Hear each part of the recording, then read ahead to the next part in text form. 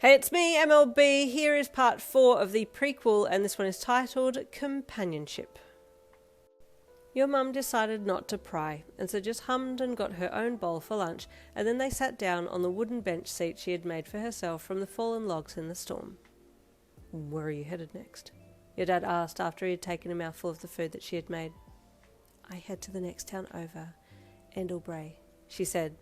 I just came from Tallow and was told there was a shortcut through the forest, but I may have taken a wrong turn, she admitted.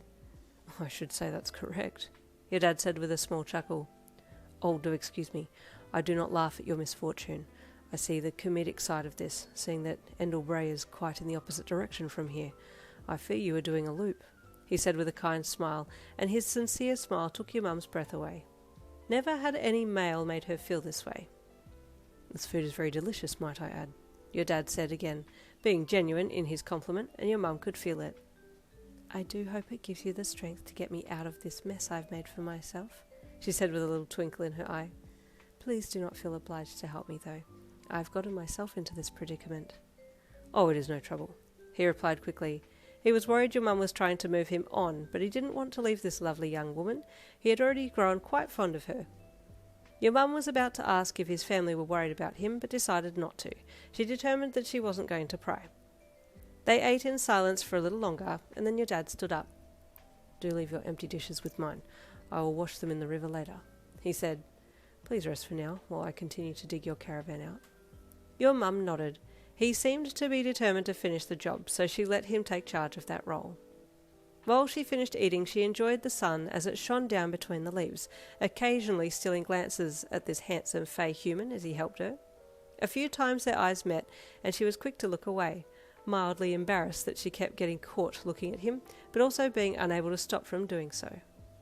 It was nearly the second half of the day now, and he finally freed all 4 wheels, and your mum walked around to inspect them. They were all in perfect form, a little dirty, but fine nonetheless. Thank you for your fine work, your mum thanked him politely once he had finished. If it is not too much, I would so enjoy your company for dinner this evening, if you wouldn't mind staying. Please do not feel obligated to do so, she then added. Oh, I would very much appreciate staying, he said quickly, and she almost laughed at how eager her and he both seemed to be in each other's company. Very well, she said with a smile, taking the shovel from him. For now, please rest. Dinner will not be served until a little later. Please do not rush yourself. I can wait, he said with another dazzling smile, and she cleared her throat and looked away. I will wash the dishes for lunch now. I'll be back shortly, he added, as he walked past her and picked up the dishes on the log bench and then headed off into the bush in the direction of the stream. Your mum watched him go and sighed. Oh, heart, why must these feelings come now when I make plans to leave? I cannot stay here, she thought. Your dad returned with another kind smile and handed your mum the cleaned dishes. Thank you kindly, she said, and then placed them back in the caravan, and then came out and made her way over to a small herb and vegetable garden. Basil, mint, passiflora, carrots, spinach, lettuce, and green beans, your dad said as he stopped beside her. She looked at him in surprise. You know plants? She asked him. Oh, yes, he said as he crouched down. These plants are well cared for. You planted them as saplings, yes? Your mum nodded. This part here is too shaded, he commented, pointing to the basil plant. It needs more sun. See how the leaves bubble? Your mum nodded.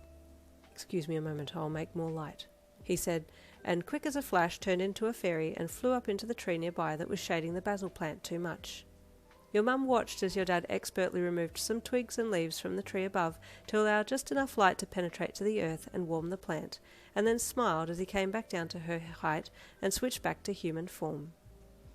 I don't know which is more impressive, she said, your knowledge of plants and willingness to help, or your switching effortlessly between human and fairy. It was then that your dad realized what he had done and blushed. Oh, yes, he said bashfully. Sorry, I didn't mean to startle you. I was suddenly comfortable and forgot not to change in front of you, he said. I wasn't startled, your mum said with a smile. Thank you for helping. It is no trouble, he said, and then he crouched down to inspect the plants again. Your mum watched him as he tenderly looked them over. What do you plan to make for dinner? He then asked, while he gently moved and looked over the plants. Unsure, your mum replied. I know the woods rather well round here, your dad said. If you have any idea of what you'd like to make, please tell me the ingredients and I can get them for you. Oh, that is most kind, your mum said. Let me see what I have at my disposal and then I will let you know. Your dad nodded and she walked off to see what she had in her caravan while he continued to tend to the garden. After she had thought it over, she came back to him. I have decided to make a wild vegetable soup. Would that be sufficient? She asked him. Yes, he said. There are many wild vegetables growing around here, such as mushroom, zucchini, pumpkin. If there is enough pumpkin, I will make a pumpkin soup, your mum said. Then pumpkins you shall have, your dad replied with a smile. Give me a half hour, and I'll harvest 2 pumpkins for you. Thank you, your mum said, and watched as he turned back into a fairy and took off into the bush. I rather like this fae human, she thought with amusement. While your dad was gone, your mum took some clay from her storage and started to mould some makeshift vases to put her herbs and vegetable plants in for the next leg of her journey. She had enjoyed watching them grow in good soil and wanted to take them with her if she could. She didn't have enough clay to make enough pots to carry all of her plants, but she had enough to take half with her and figured that should be enough, and then got to work making them. Your dad returned after a half hour, as promised, and transformed back into human form. In his hands, 2 butternut pumpkins. Oh, they are beautiful, your mum said as she walked over to take them from him and thank him. You're welcome, he said with a smile to her grateful thanks. He then spied her clay work and curiously walked over. What are you making? He asked her, crouching down to closer inspect these odd objects. I am making clay pots to take my plants with me on the next part of my journey, your mum said as she put the pumpkins in the caravan for a little bit.